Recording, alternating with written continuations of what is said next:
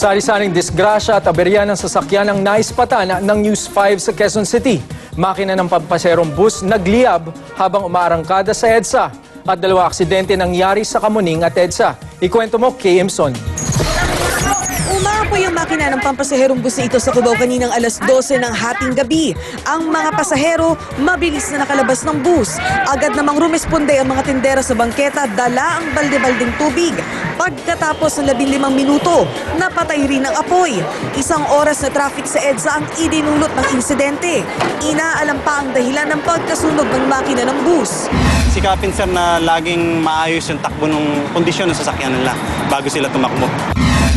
Wasak ang harapang bahagi ng kotseng ito nang salpukin ng isang SUV sa Kamuning Avenue alas 3 ng umaga. Patawid sa intersection ng kotseng minamaneho ng 18 anyos sa si Robert Bongulto. Hindi raw niya napansin ang traffic signal kaya nabangga ang SUV.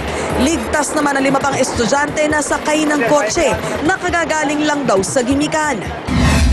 Inararo ng kotseng ito ang mga sandbag at concrete separator sa EDSA flyover sa Quezon City kaninang 1:00 ng umaga. Sabi ng driver, iniwasan niya ang isang Mariano bus transit na nag-overtake sa kanya. Pero ang bus driver, sinisisi ang sinusundang dump truck. Namreno dito, sa harapan namin. Tapos, namreno rin dito. Tapos biglang may sumulpot lang dyan sa likuran namin ng kotse. Biglang gumaron. Sumampa na sa gutter. Sa huli, ang driver pa rin ng kotse ang kakasuhan ng reckless driving. Kay Imson, News 5. 2 hinihinalang biktima ng salvage ang natagpuan sa magkahiwalay na lugar sa Metro Manila kaninang umaga. At 3 hinihinalang carnapper patay sa barilan sa Bulacan. Ikwento mo, Christian Rilorta. Wala ng buhay ang lalaking ito nang matagpuan sa Fairview, Quezon City kaninang alas 5 ng umaga. Mabuti may tricycle, kaya akala ng tricycle. Sasakay kami. Sabi ko, patingnan mo nga yung kung ano ba yan, tao manikin. Patay po. Kaya tumawag po ako sa barangay. Hinala ng mga investigador, sinalvage ang biktima. Posibleng namatay ang biktima dahil sa pagkakasakal base sa bakas ng nylon sa kanyang liig. Na-recover ang pliers at tali na malamang daw ay ginamit sa pagpatay sa biktima.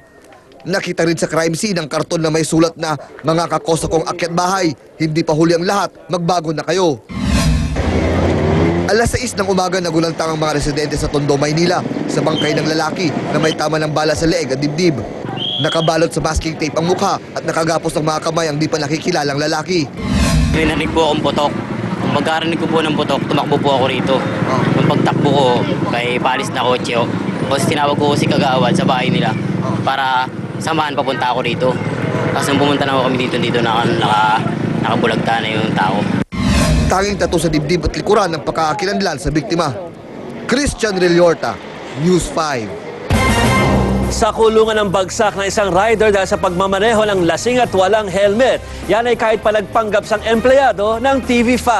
Pinalaraw ng mga otoridad si Jomel Tedeo sa EDSA Kamuning dahil wala siyang suot na helmet at ang babaeng kanyang angkas. Nakipagtalo siya sa mga pulis at nagpagkilala raw na taga TV5. Binanggit pa raw niya ang pangalan ng mga tulfo. Amoy alak daw ang suspect kaya sa presinto siya idiretso ng mga pulis. Dito ay ginit niyang hindi siya nagpakilalang taga TV5. Palusot pa niya, gusto lang niyang magpaliwanag sa mga tulfo kaya niya binanggit ang pangalan ng mga ito. Samantala, isa ng lungsod ang Bacoor, Cavite. Sa kakatapos ng naplebisito, landslide ang bumotong pabor sa paghihiwalay ng lungsod ng Bacoor. Lampas 37,000 ang bumoto ng yes, habang higit 3,000 lang ang kumontra sa cityhood ng Bacoor. Ang Bacoor na ika-5 lungsod ng Cavite. Sa susunod na Sabado naman, pagbobotohan din ang pagiging lungsod naman ng Imus. Halos 4% na ang itinaas ng mga kaso ng dengue sa bansa ngayong taon. Mula sa halos 31,000 noong nakaraang taon, pumalo na sa mahigit 32,000 ang mga nagkasakit ng dengue ngayong 2012 ayon sa DOH. Pinakamarami ang naitala sa Metro Manila, sa Region 3 at sa Region 4A. Kaya ang Philippine Red Cross lalo pa raw paiigtingin ang kampanya kontra dengue sa ilalim ng programa nilang 143 Red Cross Volunteer. Tuloy-tuloy ang gagawin nilang fogging at clean-up operations at pagtuturo sa mga mamamayan kung paano maiiwasan ang sakit. Muling sila ilalim sa dialysis ang hari ng komedya na si Dolphy. Naging stable raw kasi ang kanyang kondisyon. Para sa detalye, may live report si Patricia Mangune mula po sa Makati Medical Center. Patricia. Jovi, kumpara kahapon, ay mas maganda ngayon ang kalagayan ng Comedy King na si Dolphy. Kaya hinayaan siyang sumailalim sa isa pang dialysis ngayong araw. Nagagawa ng ngumiti ni Eric Quezon nang humarap sa media kanina para ibigay ang kondisyon ng kanilang ama na si Comedy King Dolphy. Alas 8:30 raw ng umaga kanina, muling isinailalim sa dialysis si Dolphy matapos gumanda ang kondisyon nito. Matatandaan na kahapon ay itinigil ang dialysis dahil bumagsak ang kanyang vital signs na sinabayan pa ng pagtama ng panibagong pneumonia. It's been really a roller coaster ride for all of us. He's been stable for the last 2 days, which is a really good sign. So magandang senyales ito para sa aming lahat. Maayos raw ang heart rate at blood pressure ni Dolphy at naimumulat na niya ang kanyang mga mata. Siguro dahil na rin ito dahil na halos lahat ng mga kapatid ko ay nandito na. Dumating yung kapatid kong si Marikit at yung aming panganay na si Manny Boy. Pero sa ngayon, nananatili pa rin daw kritikal ang lagay ng Comedy King. Hindi pa rin daw natutukoy ang pinagmumulan ng hemorrhage o pagdurugo sa loob ng kanyang katawan. Iniinda pa rin daw niya ang pneumonia. Yung pneumonia kasi talaga nagpapahirap sa kanyang paghinga at saka yung pneumonia yun yung nagpapaweaken sa kalusugan ng daddy ko. Patuloy naman ang pagpapasalamat ng pamilya Quezon para sa mga nagdarasal sa hari ng komedya. Naniniwala kami na ito'y nangyayari dahil sa inyong lahat, sa inyong mga dasal. Maraming salamat sa inyo. Bandang alas 9 naman ng gabi, dumalaw kay Dolphy si dating Pangulong Joseph Estrada. Ikinalulungkot daw niya ang sitwasyon ngayon ng Comedy King na kasabayan niya sa industriya. May conscious naman pero hindi pa nakakapagsalita. Depressed. Sabi, dati kong kasama nung araw. Kaming tatlo ni FPJ magkakasama nung araw. Jovi, ayon sa pamilya Quezon ay bukas na raw o sa katunayan ay mamayang hapon bandang alas 3 na sila ulit magbibigay ng panibagong update sa lagay ni Dolphy. Yan ay kung wala namang malaking balitang mangyayari sa kanya. Jovi? Maraming salamat, Patricia Mangune.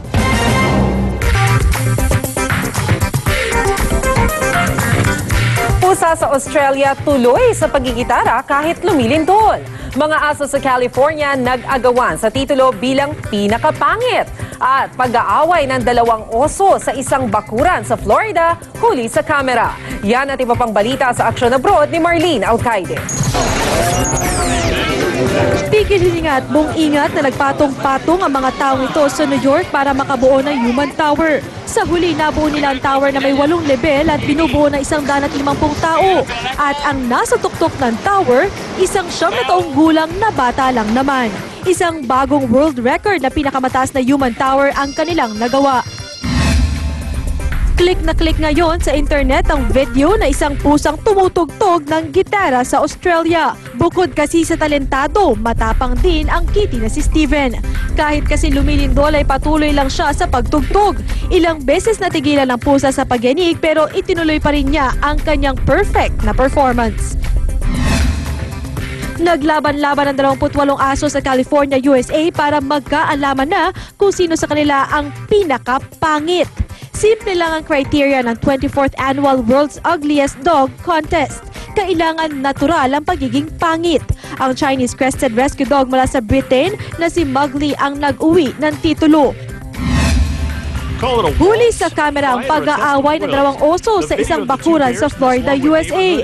Tingin ng wildlife officials posibleng pinag-aawayan ng 2 oso kung sino ang magmamayari sa teritoryo. Dagdag pa nila bihirang-bihira na ma-videohan ang ganitong pangyayari. Imbis naman na matakot ay ikinatuwa ng mga residente ang nangyari. Sanay na raw kasi sila na makakita ng oso at wala namang nasaktan sa insidente. Marlene Alcaide, News 5. Susunod sa aksyon, diesel at gasolina ang gawa sa basurang plastic na imbento ng isang Pinoy. Laro ng Global FC at Air Force sa United Football League na uwi sa tulakan ng mga player. At Rufa Gutierrez, dismayado sa bulungan portion na inihanda ng paparazzi para sa kanyang birthday. Rufa, hindi na raw babalik sa programa?